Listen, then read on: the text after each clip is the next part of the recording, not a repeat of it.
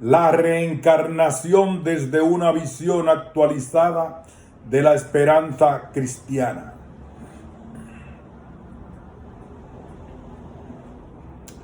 Un ensayo de Mario Gutiérrez, J.S.J. Introducción. Durante mucho tiempo la teología cristiana no se ha preocupado por reflexionar sobre la idea de la reencarnación tan difundida por otra parte en los ambientes orientales. La Iglesia en sus comienzos consideró que se trataba de algo más bien esotérico y que no se conciliaba con su creencia en la irrepetibilidad de la vida humana. Hoy en día advertimos que la idea de la reencarnación no solo es profesión de las religiones hinduistas y del budismo o de las religiones africanas y latinoamericanas o de la teosofía y la antroposofía, sino también del espiritismo, del ocultismo y de la nueva era. En la actualidad, las encuestas efectuadas en varias naciones revelan altos porcentajes de simpatizantes del pensamiento reencarnacionista. ¿Cómo afrontar un debate con espíritu de diálogo y sin una actitud dogmatista que cierre todo el espacio para una expresión serena y una construcción efectiva? Queremos hacer nuestras las insinuaciones de Hermann Göring y Johann Baptist Metz en su editorial al número 249 de la revista Concilium en octubre de 1993. Ellos insisten en un espíritu de diálogo que no excluye la propia posición firme y decidida. Este espíritu exige que no condenemos de plano la idea de la reencarnación, sino que le reconozcamos su dignidad religiosa y su capacidad para resolver en su cosmovisión problemas religiosos. El tono de apelación autoritativa a nuestra propia tradición debe ceder el paso a la iniciación de un debate objetivo. Es preciso que tengamos sumo cuidado en no objetivar con precipitación y hasta ridiculizar las ideas de la reencarnación, identificándolas con trivialidades. Hay que advertir que nunca estaremos en capacidad de integrar en las descripciones el sentimiento existencial, la fuerza utópica y la vinculación ética de los símbolos religiosos. Esto no solo se aplica a la resurrección, sino también a la reencarnación. Ningún símbolo religioso fundamental habla jamás por sí solo, sino que adquiere su significación exacta en el contexto de otras afirmaciones. Para fundamentar un poco más la seriedad con que debemos llevar adelante la confrontación, hemos de subrayar algunos anhelos comunes con la esperanza cristiana en la resurrección que justifican la fuerza religiosa que adquiere la idea de la reencarnación. Ellos hacen plausible el diálogo abierto y sincero, la pregunta por el origen y el futuro, el dónde y hacia dónde de nuestra existencia individual y colectiva, la preocupación por la injusticia y el mal que hay en el mundo y el deseo de una justicia universal. el clarificar nuestra vinculación con los antepasados, con los amigos y las personas a quienes queremos, más allá de los límites de la muerte. Estaremos con ellos, gozaremos de su presencia. La existencia de un camino de purificación en el que nos vamos desligando de nuestras acciones anteriores, el egocentrismo y la superficialidad. La experiencia de las oportunidades perdidas, de las limitaciones propias y de las numerosas posibilidades que no se alcanzarán nunca en una vida. La búsqueda de una posible explicación de determinados fenómenos psicológicos. Es preciso, pues, captar con sensibilidad y cautela estas aspiraciones para adoptar una actitud dialogal positiva. En un primer momento trataremos de delimitar los elementos de la reencarnación, luego destacaremos algunos de los momentos históricos principales. Estos dos pasos serán una preparación para mirar la reencarnación desde la esperanza en la resurrección en algunas perspectivas fundamentales. No hay duda de que se trata de una visión netamente teológica. No es el propósito de la presente reflexión abordar otros aspectos del tema, como serían el filosófico y el psicológico. Tampoco se pretende abarcar todos los puntos de vista. Esperaremos ofrecer alguna claridad sobre la posición que un cristiano debe asumir desde su fe y su esperanza. ¿Qué es la reencarnación? No es fácil ofrecer una definición que sea adecuada para todos los matices con que se presenta la reencarnación en los diferentes tiempos y lugares. La respuesta a nuestra pregunta es apenas una aproximación que destacará la idea y los elementos básicos. Si en el ser humano existe algo potencialmente divino, él deberá desarrollarse en el espacio y el tiempo hasta el momento en que haya realizado su propia naturaleza, cuando lo latente en él se manifieste plenamente.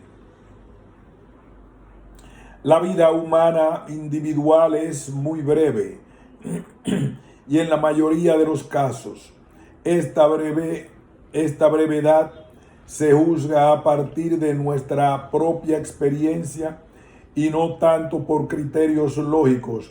Supuesta esta experiencia y dado que la muerte no aporta al hombre la iluminación de modo automático, se impone la necesidad de una serie de vidas sucesivas.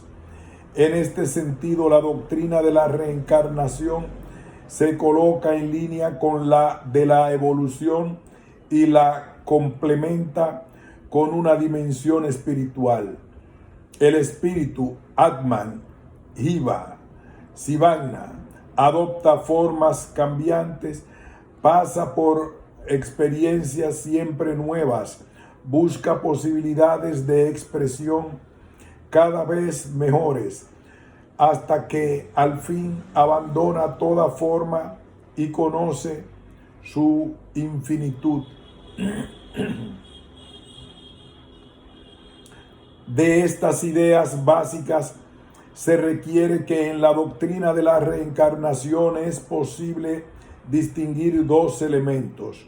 Uno, el elemento activo y positivo de progreso hacia la realización suprema, hacia el ser uno con realidad divina.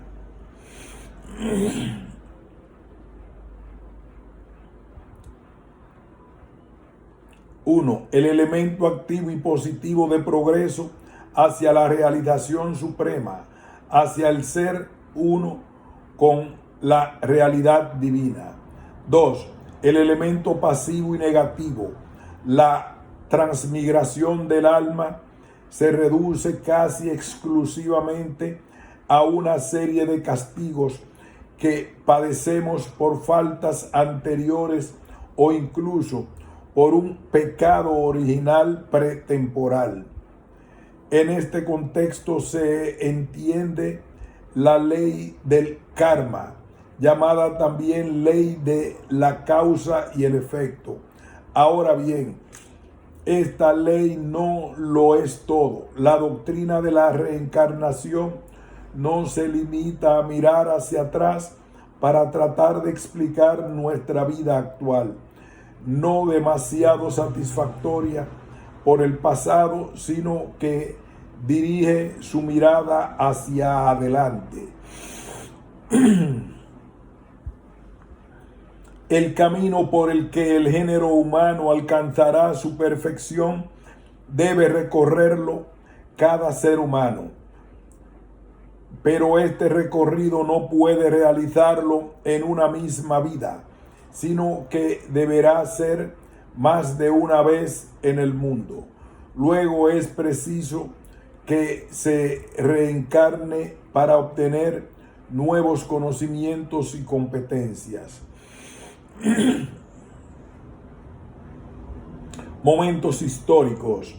Originalmente la idea de la reencarnación se encuentra en muchas religiones arcaicas. Ha llegado a considerarse como una de las creencias más antiguas del mundo.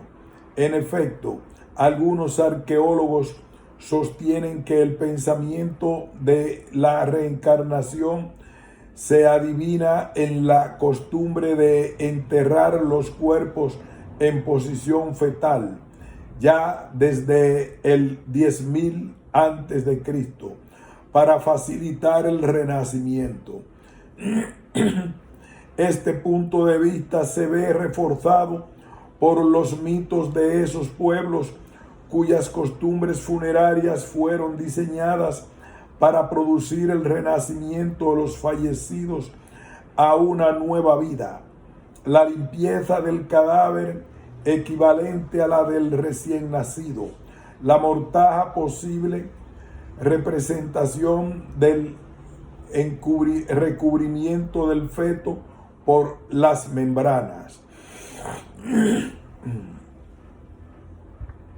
No sería un trabajo carente de interés el ir siguiendo las huellas y distinguiendo los matices en lo relativo a la reencarnación en las diferentes tribus y en los diferentes pueblos. Ahora bien, esto excede los límites de nuestra reflexión. Nos contentaremos con afirmar que en estas religiones primitivas o se creía que el alma de un difunto renacía en un miembro de la misma tribu.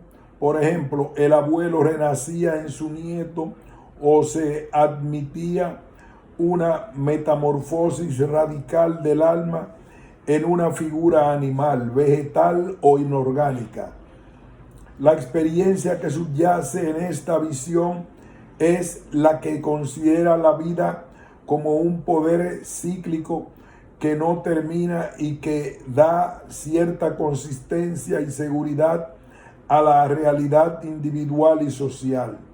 La muerte es solo la interrupción de este ciclo, pero no su terminación definitiva. Destaquemos algunos momentos históricos de la reencarnación. En el Oriente encontramos el zoroastrismo, que en la actitud de la actualidad practican los parses de la India. Es una religión que excede los límites de lo tribal y se convierte en supranacional. El último de la serie de los zoroastros vivió en el 7000 antes de Cristo y enseñó que las almas humanas son espíritus inmortales o infinitos que vienen de lo alto para pasar una sucesión de vidas en cuerpos mortales con el objeto de obtener experiencia y luego retornar. En el llamado Antiguo Egipto, la reencarnación fue uno de los puntos de vista de lo que sucedía después de la vida.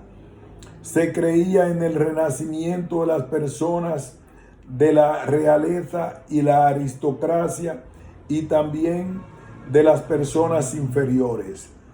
Las reencarnaciones no siempre eran bienvenidas y esta era una de las razones para embalsamar al muerto, retrasar o prevenir su regreso a la vida terrena. Los egipcios fueron los primeros en enseñar la inmortalidad del alma. A la muerte del cuerpo, el alma entra en alguna otra cosa viviente, vuelve a nacer y después de haber vivido en todas las criaturas de la tierra, el mar y el aire, vuelve a nacer en un ciclo que dura 3000 años y vuelve a entrar en un cuerpo humano donde renace. En el paraíso egipcio parece que era deseable el poder de la transformación. Este era un privilegio de los personajes importantes y de los justos. Les permitía transformarse en cualquier cosa que le gustara y en cualquier parte del universo que desearan.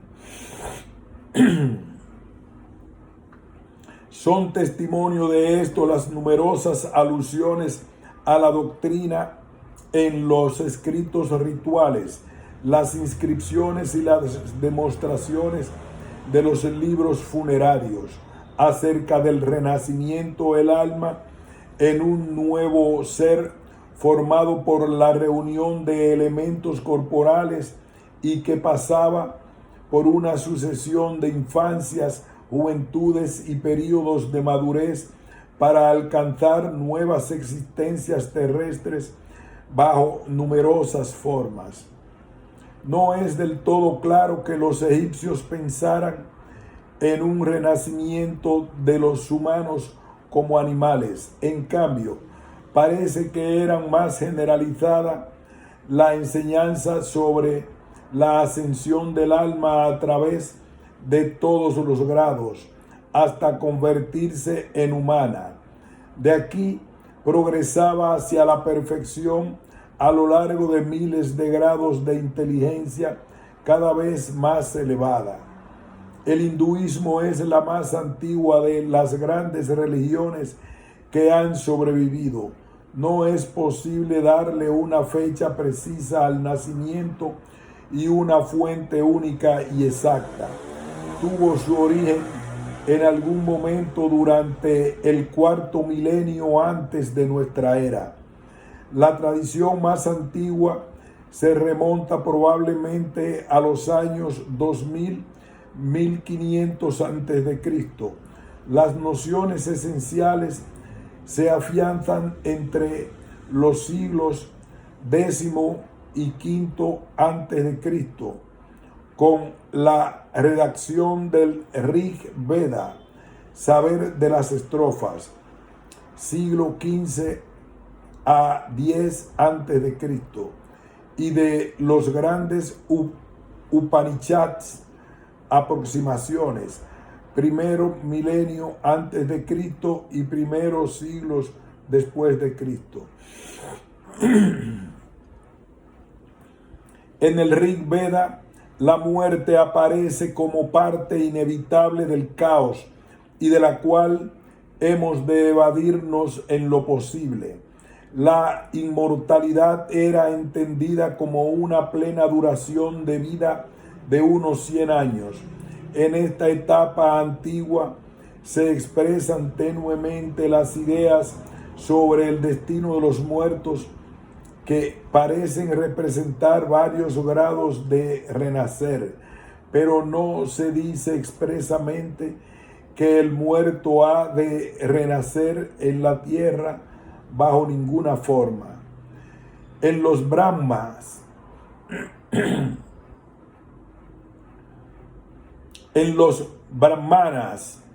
interpretaciones sobre el Brahman, se encuentran muy claro un temor a la muerte. Ella es tenida por mala y hay que acudir a rituales diferentes para superarla. Se habla de un renacer, pero en un sentido extraterrestre, lo que en realidad era temible para los autores de los brahmanas era la muerte recurrente o periódica, que por lo demás es la clave para comprender la actitud hindú hacia la reencarnación. El renacer en la tierra es la innovación de los Upanishads. En ellos no aparece el miedo a la muerte. Hablan de una segunda muerte antes de comenzar a hablar del renacer. No identifican la muerte con el caos, sino que la consideran como orden, sueño sin ilusiones y liberación final de la vida, moksha. La contraponen a la vida, que es la caótica y una verdadera pesadilla. Toda vida cósmica y divina está sujeta a la ley del karma o ley de la causa y el efecto. Karma, acto, obra, es la fuerza invisible e inaudita que emana de todos los actos humanos. Cada uno de ellos trae consigo su resultado inevitable. Lo correcto tiene como efecto lo correcto, mientras que lo erróneo produce lo erróneo. Esta ley del karma rige muy estrictamente para la vida moral, que precisamente por ello está determinada por la justa sanción del bien y del mal. Para evitar la pesadez del karma, el ideal sería mantenerse en el inmovilismo de la no acción, trabajar, vestirse, alimentarse, desplazarse lo menos posible, estar despegado de todo, vivir como si no existiéramos. ¿No explicará esto cierto fatalismo e inercia de los que pueden dar impresión las masas indias frente al activismo de Occidente? En su fundamento, el karma es la explicación del destino humano, es la explicación justa, puesto que así hay armonía entre la forma corporal, la situación social y las facultades del alma. La sanción del bien y del mal se efectúa en una serie de transformaciones y reencarnaciones, samrasa, en las que el ser humano asciende gradualmente hasta su verdadera realidad. Para este proceso no suele bastar una sola vida humana. La autorrealización consiste, en definitiva, en escapar al cambio perpetuo, hasta unificarse con el ser absoluto y eterno, el Brahman, que hay en él y que se impone a través de la realidad transitoria. Como lo único imperecedero y por ello salvífico, esta unificación es la liberación, es escaparse del sufrimiento de las reencarnaciones. Se llega a ella por la observancia de ritos y sobre todo por el conocimiento de la identidad con lo absoluto. Esta doctrina pretende responder al problema del origen y el sentido del mal en el mundo y de la injusta desigualdad de los seres humanos. Ambas cosas son secuela de acciones buenas o malas realizadas en una existencia anterior. La libertad actual para el bien o para el mal no queda suprimida, pero ciertamente se somete a una ley de causalidad general. Todo se explica por los méritos humanos.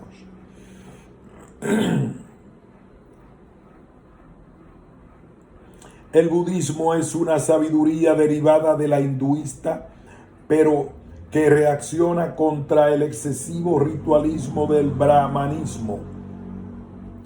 Conserva los fundamentos del hinduismo, la necesidad de liberarse de las apariencias, la reencarnación y la importancia de una meditación que implica al cuerpo.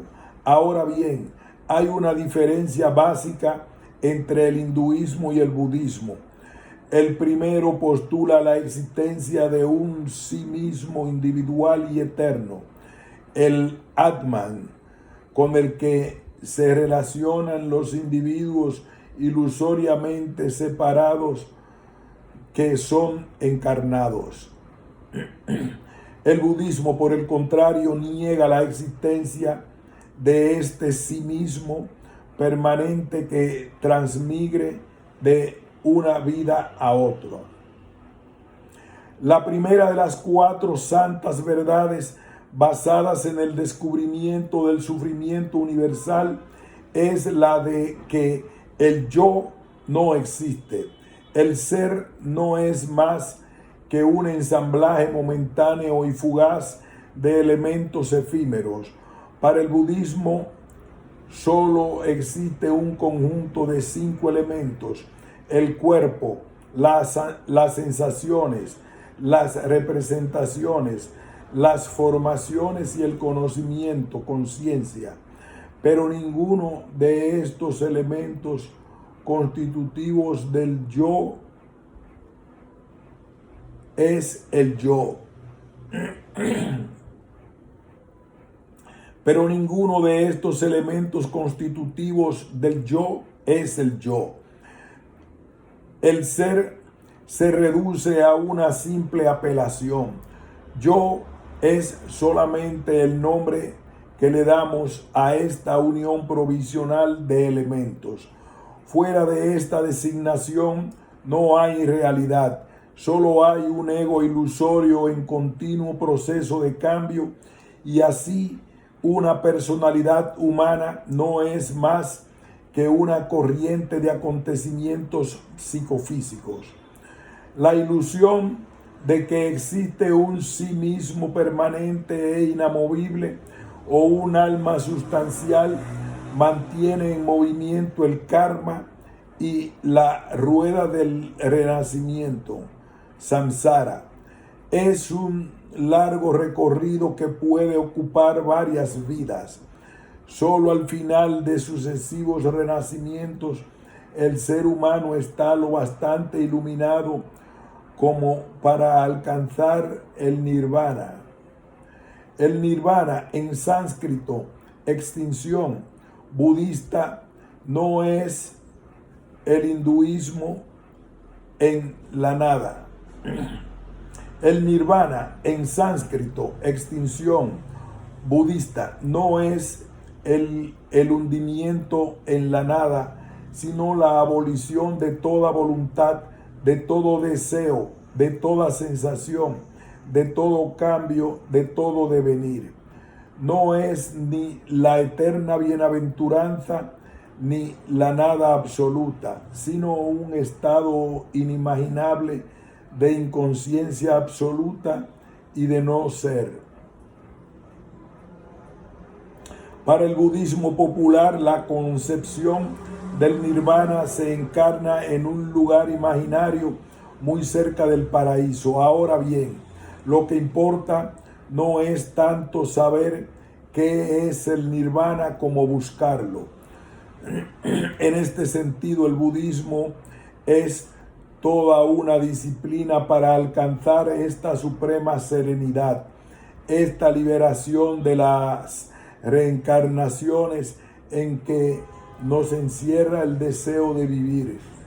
Es un camino demasiado duro como para que muchos lo sigan o incluso para que lo contemplen. Nos hemos detenido de un modo particular en los momentos hinduistas y budistas. Esto no quiere significar que la doctrina de la reencarnación o renacimiento sea un concepto oriental con muy poca validez en Occidente.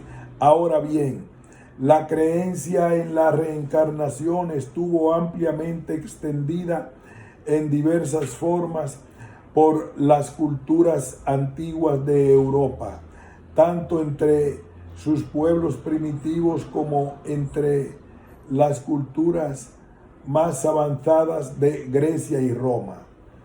Destaquemos el momento griego. El concepto de la transmigración de las almas se inició con los órficos, siglo VI a.C. Algunos afirman que derivan su doctrina de Egipto, aunque es posible que los mismos griegos la trajeran desde el este. El orfismo se inició como una doctrina de la caída. El alma que aspiraba a la libertad solo alcanzaba una verdadera vida cuando la muerte se liberaba. Ahora bien, eso solo sucedía para volver a caer prisionera en la carne, ya fuera de un animal o de un humano, a través de una larga serie de periodos de expiación y purificación. Durante esos espacios de tiempo, las vidas se alteraban, ocupando cuerpos terrenales o permaneciendo en el Hades. La liberación definitiva del ciclo se obtenía viviendo conscientemente de acuerdo con la disciplina órfica y con la observancia de los ritos órficos. Las posteriores religiones mistéricas griegas, por ejemplo, los misterios eleusinos, se movieron por caminos semejantes. La creencia en la reencarnación adquirirá la forma de una teoría filosófica en Platón, pero pasando antes por Píndaro, 518-438 a.C., Pitágoras, 582-500 a.C. y Empédocles, 490-430 a.C. Platón, 427-347 a.C. Expresó su pensamiento reencarnacionista en La República, Fedón, Menón, Timeo y las leyes. Enseñó la inmortalidad del alma, que pertenece en su perfección al aire superior, al mundo trascendente de las ideas. Es un principio divino procedente del demiurgo.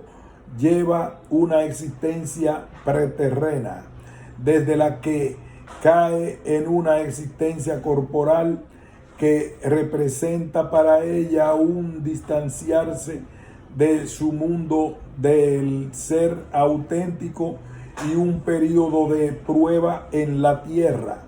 Al mismo tiempo, permanece durante 10.000 años sujeta al ciclo de diversas fases de prueba en el elemento terreno antes de alcanzar, una vez logrado el perfeccionamiento, la visión eterna del ser divino, o en caso contrario, la lejanía perpetua de él. La concepción de la reencarnación ha estado presente en todos los tiempos en estamentos cultos de la Ilustración europea.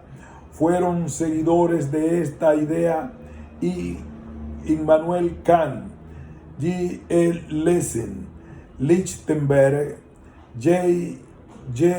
von Herder, Goethe, a Schopenhauer, a través de la antroposofía de Rudolf Steiner, 1861-1925, llegó a un público más amplio.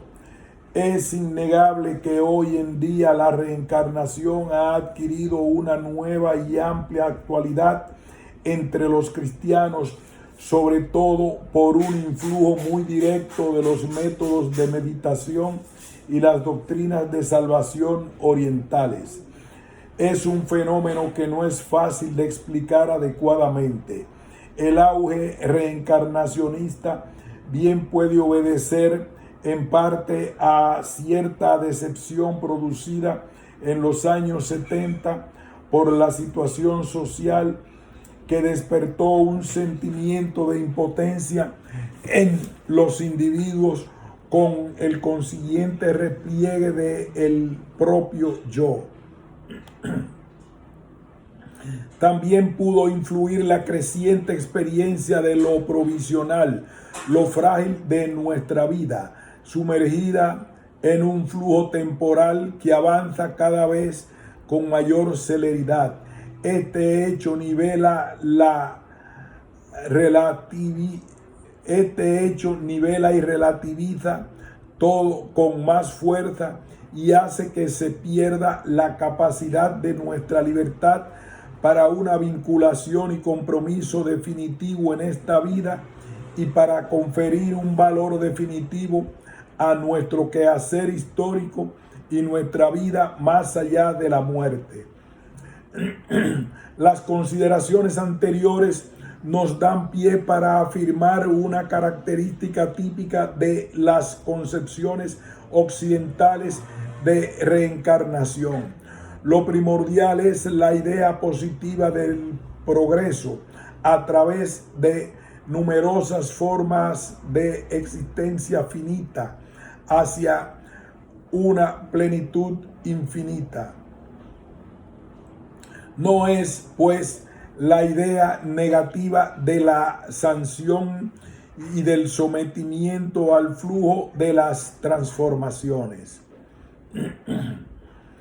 La reencarnación desde la esperanza en la resurrección. Hemos insinuado en la introducción que el primitivo cristianismo no aceptó la reencarnación por considerarla como no compatible con su fe y su esperanza. No es verdad que Jesús fuera un ferviente adepto de esta creencia, como tampoco lo fueron los padres de la Iglesia.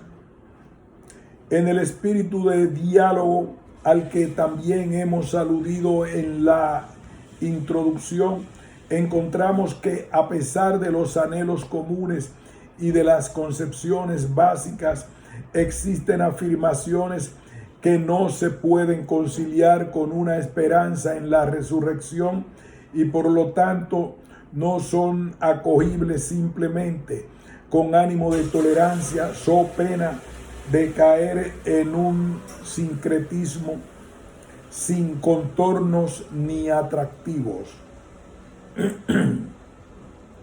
Ciertamente no es posible sostener que el discurso reencarnacionista sea funcionalmente uno.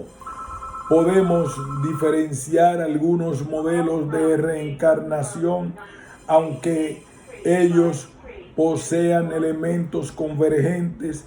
Para algunos, como los teosofistas y espiritistas, la reencarnación se limita exclusivamente al retorno del alma en cuerpos humanos.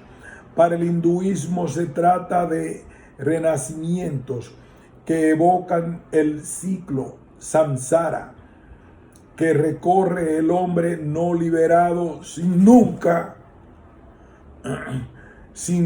acabar de tomar vida, de morir. Es una subida progresiva y segura del alma hacia la divinidad. El budismo al no creer en un principio espiritual, concibe los renacimientos como un énfasis en la acción karma.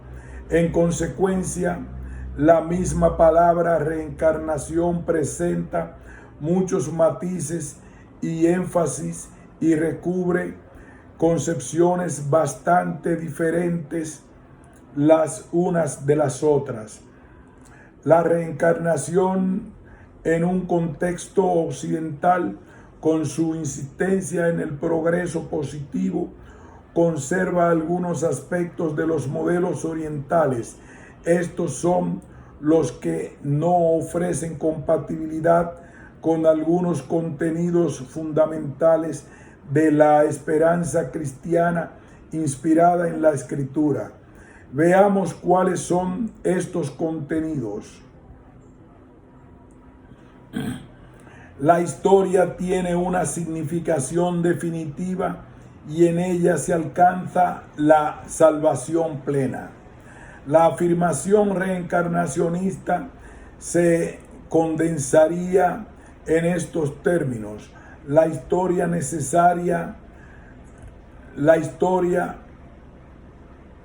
necesita repetirse constantemente, no basta una sola vida. La actual reflexión teológica se ha centrado de una manera especial en el problema y el fenómeno de lo histórico.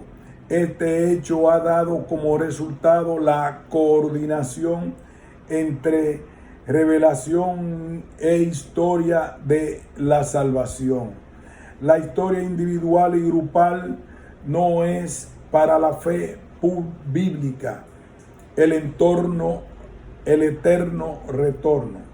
La historia individual y grupal no es para la fe bíblica el eterno retorno de lo idéntico, ni la expresión siempre renovada de arquetipos cósmicos eternos e iguales. Este era el retorno circular de otras religiones, entre ellas las agrarias de los pueblos circunvecinos de Israel, que se regían por el ritmo de la naturaleza y de sus estaciones. La misma historia presenta un carácter adventístico. Se dirige con su conjunto a un final de plenitud. La persona experimenta el futuro como pendiente y lo debe aceptar solo como algo que está llegando. Por eso, en su historia, la salvación no puede ser transmitida sencillamente por el presente, aunque en la historia se trata siempre del hombre como un todo, y en este sentido se trata siempre de su salvación. En esta dirección hacia la plenitud, la historia en cada uno de los instantes es algo irreductiblemente único y nuevo, y en verdad nos encontramos con un modelo lineal de flecha que supera la concepción circular. Este final de la historia acontece para el individuo en la muerte y para todo el género humano, con el cosmos, la creación en el reino de Dios consumado. La historia en cada uno de sus instantes es irreductiblemente única y nueva. La libertad personal, con sus decisiones, cobra un valor primario a pesar de todos sus condicionamientos y relatividades. Es un valor que apunta a lo definitivo. En la fuerza de sus decisiones, el hombre hace historia como realización y búsqueda de su realidad concreta y fundamental. Esta no es una estructura previa de su acción, sino que la misma historia influye en esa realidad fundamental. Se establece aquí una dialéctica entre lo previamente dado, la realidad fundamental humana, y lo dado como tarea, como llamada a la libertad. Aquello se va manifestando en la medida en que progresa en la realización de esta. En el ámbito de la historia de la salvación y la revelación cristiana, la realidad fundamental humana dada como tarea se ofrece en el contexto de libertad dialógica. La libertad humana y su objeto hunden sus raíces en la libertad del misterio de Dios. La historia concreta es un entramado de relaciones, acontecimientos y acciones.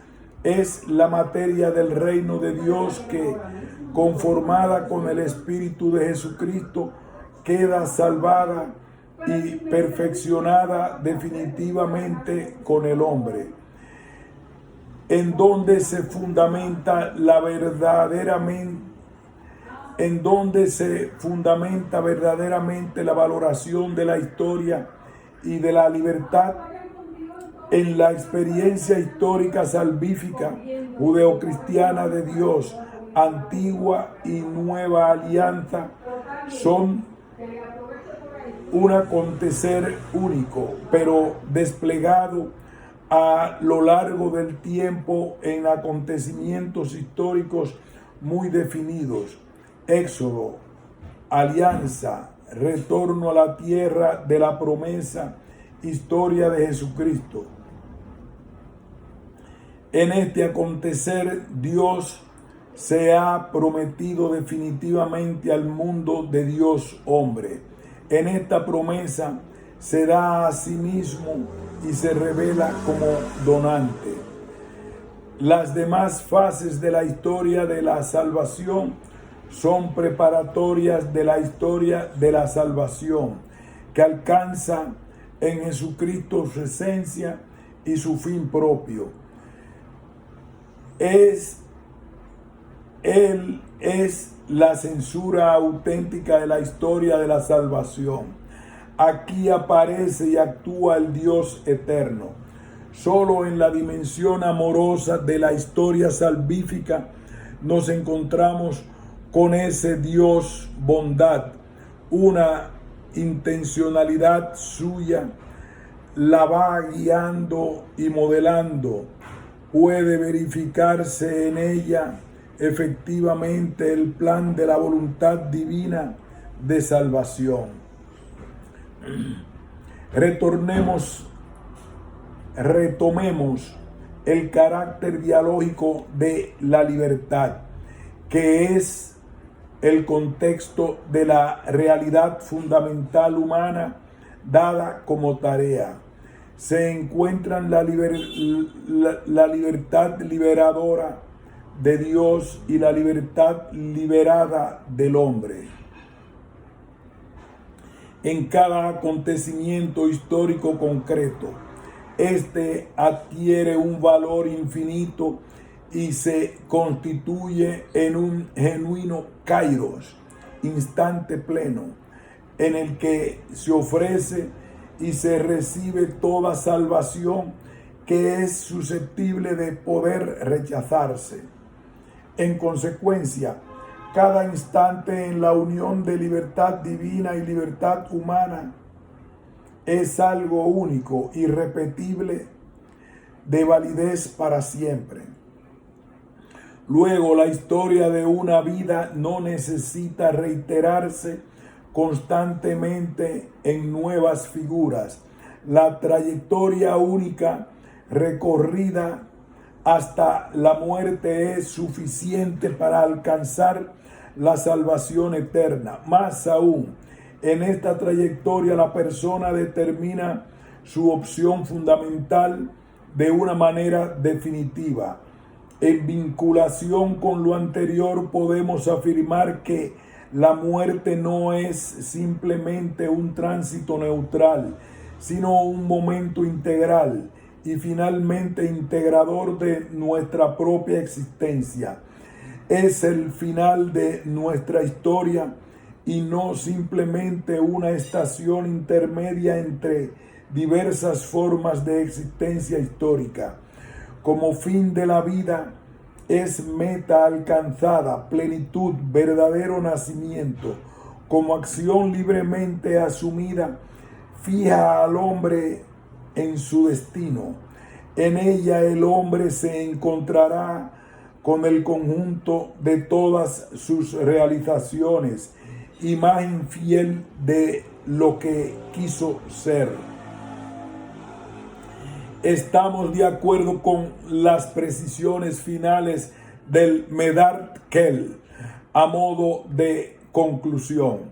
Una serie de historias vitales, por numerosas que sean, con otras tantas muertes, no podría efectuar la transición de la vida humana finita y pasajera a la vida eterna e imperecedora de Dios. En otras palabras, no se trata de acumular historias, sino de tomar en serio la única, la irrepetible, la definitiva. Solo si Dios mismo se compromete en esta historia pasajera y la convierte en sacramento de su vida, digno de conservarse eternamente, podrá esta historia convertirse en lugar de la experiencia de salvación del ser total. Solo este compromiso libre divino la hace definitivamente valiosa y convierte en superflua su constante reiteración. Hemos hecho valer el principio histórico. Bien vale la pena tomarlo en serio, sobre todo a la hora de motivar un compromiso serio y radical en un mundo postmoderno y en particular en nuestro contexto latinoamericano y colombiano. La identidad del ser humano es una identidad personal. Espiritualidad y corporeidad son dimensiones integrales, constitutivas e insustituibles. La afirmación reencarnacionista se condensaría en estos términos: la identidad del ser humano está constituida solo por su alma, que se limita a rozar simplemente el cuerpo concreto en las sucesivas reencarnaciones. Durante mucho tiempo y hasta el presente, la tradición cristiana ha sufrido la influencia del dualismo neoplatónico de cuerpo y alma. La comprensión griega ha atribuido una valoración superior al alma en relación al cuerpo. El dualismo griego antes de Platón se remonta hasta el mismo Homero. Según este, la fuerza vital o alma aliento abandona al hombre cuando muere. Se emplea la palabra soma para referirse al cuerpo muerto, abandonado por la psique. Caigamos en la cuenta de que en este uso antiguo soma no es el cuerpo vivo, sino el cadáver o el cuerpo muerto. Esta concepción llevó a la devaluación metafísica de la idea de cuerpo en general. La existencia somática llegó a experimentarse como una prisión extraña. Para los órficos, el cuerpo es sepulcro del alma, y Píndaro, en una distinción cualitativa, llega a afirmar la divinidad del alma. Platón sistematiza el dualismo, especialmente en su madurez, y lo lleva a su más alto grado. Sigue la tradición pitagórica llamando al cuerpo prisión, sema, del alma. El verdadero filósofo sale al encuentro de la muerte para liberarse del influjo del cuerpo, que es la sede de los apetitos bajos y un obstáculo para el alma. El verdadero conocimiento no se encuentra en el mundo corpóreo, que es mudable, sino en lo que el alma conoce a partir de sí misma y por sí misma. En este mundo corpóreo es una copia imperfecta del mundo espiritual, de las ideas que son la realidad verdadera e inmutable. Además, la materia es la causa del desorden y del mal. Al final, Platón trató de corregir el dualismo, pero describió la relación alma-cuerpo con la imagen del piloto alma y la nave cuerpo. Y a pesar de la cooperación entre el cuerpo y el alma implicada en esta imagen, el cuerpo no puede ser sino un instrumento del alma, pues sigue en vigencia la deficiencia esencial de la existencia corpórea. El influjo de Platón, a pesar de los esfuerzos de Aristóteles por superarlo, sigue en la filosofía del Imperio Romano, en el gnosticismo y en el neoplatonismo. El cuerpo considerado como algo inferior al alma. Es preciso liberarse de lo corporal con sus necesidades y tendencias y aspirar a la pureza espiritual de la vida del alma, retirada del mundo, fuga mundi, etc. A pesar de este influjo que determinó en gran parte la clarificación de los contenidos de fe cristiana y fue interlocutor en momentos cruciales, la tradición del cristianismo nunca ha excluido al cuerpo concreto e histórico de cada persona como momento básico de la identidad humana, y de tal manera que no es posible hacer ninguna afirmación sobre el cuerpo humano que no incluya implícitamente una afirmación sobre su alma, y a la inversa.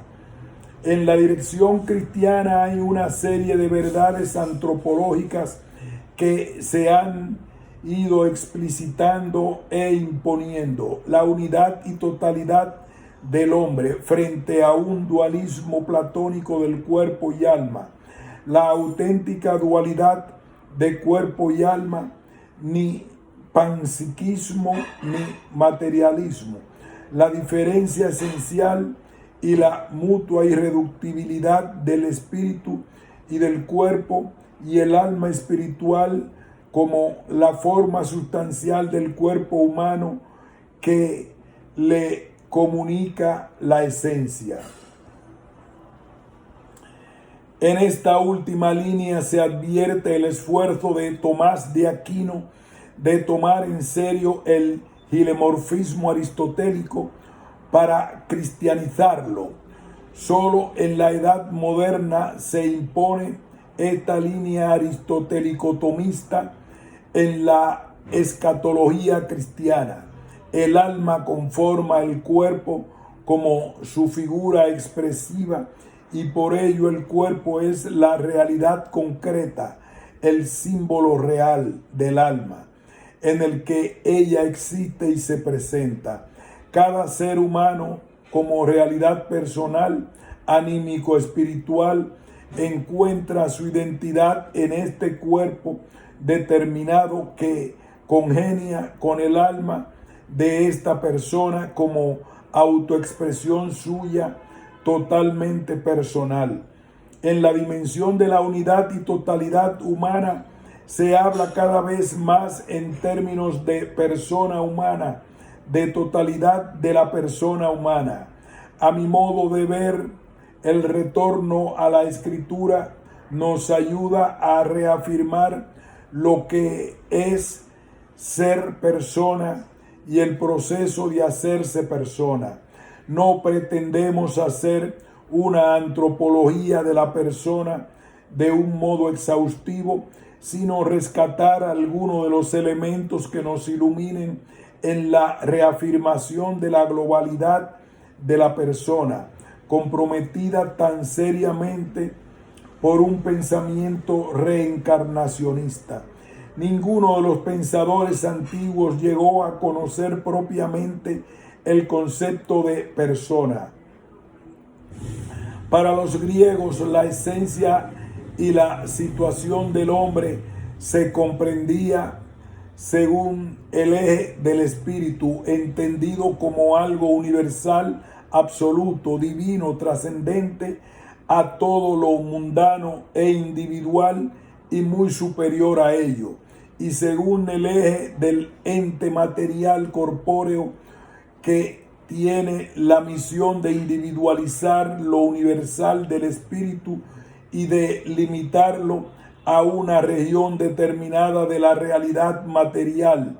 El espíritu vuelve a liberarse de esa limitación en la muerte y entra de nuevo en el anonimato y universalidad primigenios. La vida terrena se consideraba como una caída, como una fase transitoria hacia la pura existencia del espíritu. En contraste, la persona en un horizonte cristiano se entiende en el diálogo entre Dios y el hombre. Este elemento ya lo hemos explicitado de alguna manera en las reflexiones anteriores. Dios llama al hombre a participar de su vida. Es un diálogo peculiar. Va dirigido primariamente al hombre como persona, como individuo. Es una relación yo-tú instaurada en el orden de la creación. Todo lo creado tiene el carácter de palabra, pero el hombre, creado a imagen y semejanza de Dios, es mucho más palabra que todas las demás criaturas. Dios lo crea llamándolo expresamente por su nombre, un llamado que demanda una respuesta y que puede ser rechazado. Todo el ser personal humano es don, pero al mismo tiempo tarea, respuesta a la llamada amorosa y creadora. Me hago tanto para persona cuanto más voy respondiendo por mi parte con amor a esa palabra que se llama la persona. Va creciendo constantemente de una manera real y cualitativa. Es una autosuperación, una autotrascendencia que es posible por la relación creadora de llamada y respuesta que parte de Dios y que hace concreta en la relación yo-tú humana, con toda su variedad y mediación mundanas. Por todo lo anterior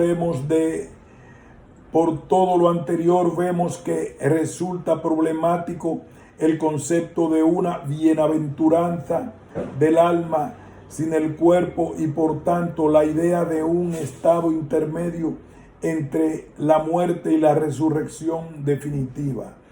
Pero también es criticable por ser difícilmente realizable la idea reencarnacionista de que el ingrediente anímico espiritual de esta persona se limite a rozar al cuerpo concreto, que sería un simple ropaje o vestido con posibilidad de pasar a otro diferente.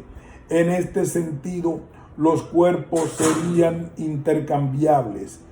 El menosprecio del cuerpo concreto de ninguna manera se compagina con la esperanza judeocristiana en la resurrección. Si cada ser humano es un hecho definitivo e irrevocable, si hay para él un futuro a pesar y más allá de la muerte, ese futuro se llama resurrección, glorificación y consumación de la vida en todas sus dimensiones constitutivas, entre las que figura de un modo especial la corporeidad. Además, la resurrección implica corporatividad, comunitariedad. Con ella se promete una salvación no individualista, sino la reconstitución de la unidad originaria de toda la familia humana. La resurrección no es tampoco la desmundanización del hombre, sino que va asociada al anuncio de una nueva creación. Es tan impensable una consumación autónoma de lo mundano como una consumación acósmica de lo humano. Otra consecuencia de no concebir la identidad del ser humano como constituida por la unidad del cuerpo y alma, sino solo por el alma, que se identifica con cuerpos sucesivos y solo así se realiza más allá, es la de que al menos esta alma deberá poseer una conciencia continuada de sí misma en la sucesión de distintas figuras adoptadas, precisamente como núcleo de un ser moral y libre que busca, según la doctrina de la reencarnación, la propia perfección en los diversos modos de existencia anteriores con sus virtudes y vicios. De otra manera, no puede desarrollar o elaborar su pasado en sentido moral. ¿En qué consiste propiamente su identidad moral y responsable si no se da la conciencia de la misma? Ahora bien, esa conciencia de los modos de vida anteriores, que tampoco es un fenómeno de nuestra experiencia, no se presupone en la doctrina de la reencarnación para todas las personas. Ciertamente esta desidentificación moral es un problema que merecería un tratamiento más pausado. Lo dejamos planteado. Hemos hecho valer el principio antropológico, según el cual la salvación afecta a la totalidad de la persona humana. La resurrección no es un alejamiento o liberación del alma con respecto al cuerpo, sino la liberación de todo el ser, de todo cuanto cada cual ha hecho y ha llegado a ser como persona singular con respecto al pasado y la muerte. El perfeccionamiento del ser humano no se produce por su propio esfuerzo, es un don que se acepta libremente. La afirmación reencarnacionista se condensaría así: el perfeccionamiento del ser humano se produce por su propio esfuerzo. En el proceso de perfeccionamiento humano es fundamental el presupuesto de la libre aceptación de un don, el amor salvador y perfectivo de Dios. Es bien cierto que la experiencia de la gracia no es perceptible en el plano meramente espacio-temporal. Con Dios y su presencia no se pueden practicar experiencias de laboratorio. Es una experiencia que no se puede repetir a voluntad ni plasmar en estadísticas u otras formas de cálculo científico. Es esencial a ella el que no venga regalada por entero, dependa de la iniciativa de Dios y sea percibida como tal. No la podemos manipular de modo alguno, ni se la puede provocar. Solo nos es posible disponernos y prepararnos a ella. Por otra parte, es preciso afirmar que no experimentamos a Dios mismo, solo somos capaces de percibir en nosotros los efectos inmediatos de su presencia en la acción espiritual, en la que, apoyados en la fe, la esperanza y el amor, dejamos actuar a Dios en nosotros. Es innegable que existe el peligro de engaño cuando en un segundo momento reflexionamos sobre la experiencia y la interpretamos con doctrinas y hechos. La libre aceptación del regalo de la gracia supone que toda nuestra vida en Cristo Jesús es una vocación a la libertad. Esta libertad, que es gratuidad divina, consiste en la participación y la realización imitativa de la libertad de Jesús, que no es la de un fanático revolucionario ni la de un conformista burgués. La verdad os hará libre. Juan 8:32. Esa verdad es Jesús, el Hijo de Dios, que se convierte en nuestra norma de vida. Con esta guía realizaremos nuestra libertad creativa, como Cristo con respecto a su Padre en la fuerza del Espíritu. El dinamismo de la libertad posee una fuerza que nos libera del pecado, que nos esclaviza haciendo. El dinamismo de la libertad posee una fuerza que nos libera del pecado, que nos esclaviza, haciendo que nos cerremos en nosotros mismos y demos un no al amor. Esta liberación dispone al encuentro con los demás para una formación de la persona. Va surgiendo como una orientación del ser, libremente aceptada, una opción fundamental de la vida, cada vez más intensa. En ella consentimos en ser liberados por Dios mismo en Cristo y por fuerza del Espíritu. Debe exteriorizarse en muchos hechos concretos moralmente buenos, en concordancia con nuestra dignidad de hijos de Dios, y que en la mayoría de los casos son limitados y de poca apariencia. Finalmente, advertimos la necesidad de una referencia comunitaria en el proceso de realización de nuestra libertad. Es el clima de comunión que el Espíritu ha creado en la comunidad de fe de la Iglesia, pueblo de Dios. Toda la teología del ser nuevo del hombre en Cristo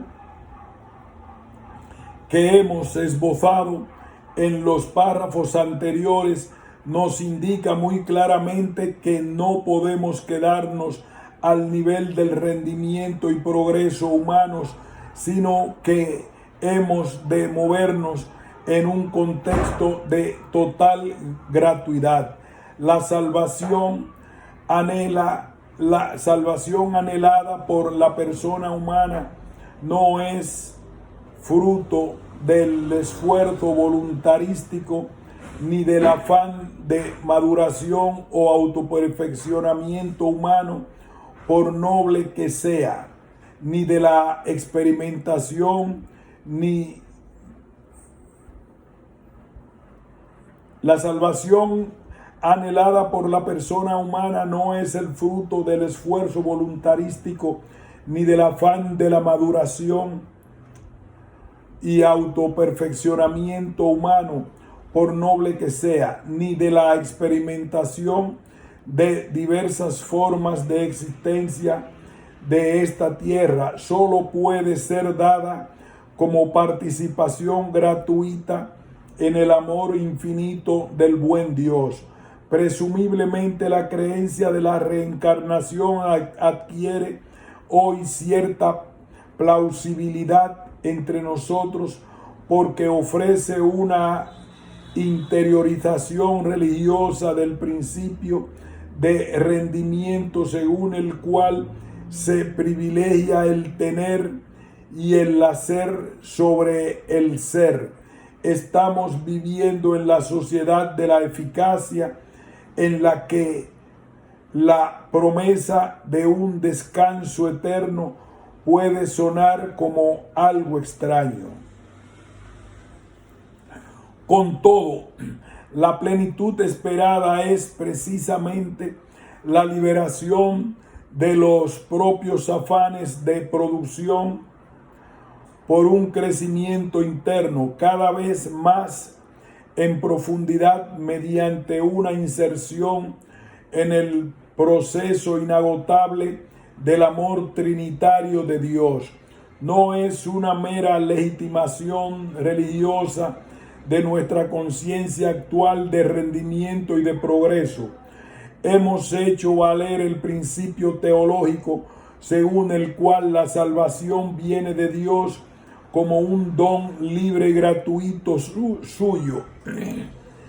El principio neumatológico que indica que la salvación es una comunicación de sí mismo que Dios otorga graciosamente al mundo por amor, y que la vida nueva en el Espíritu comienza ahora en la vida de la gracia y llega a su plenitud a través de la muerte y la resurrección y en la vida de la gloria y el principio cristológico, en el que se considera esencial la respuesta humana al don del amor de Dios en seguimiento de Jesús. La visión de la doctrina reencarnacionista desde la reflexión actualizada sobre la esperanza cristiana nos ha hecho llegar al núcleo y fundamento de nuestra fe, el que la hace válida y contribuye a que no seamos convictos de falsos testigos de Dios.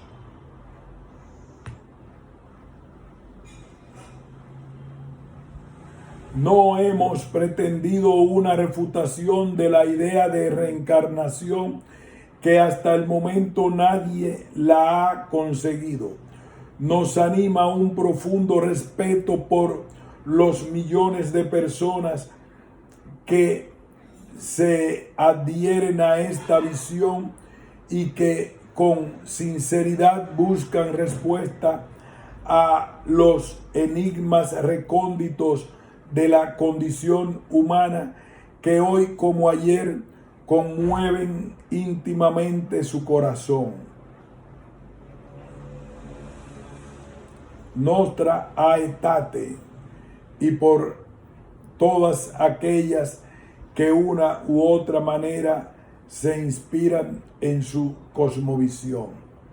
El hecho de haber acentuado el carácter definitivo y el perentorio de la historia personal y comunitaria, la integralidad de la persona y la gratuidad del don divino que pide correspondencia en el diálogo de libertades ha sido una confirmación en la exigencia del compromiso cristiano aquí y ahora.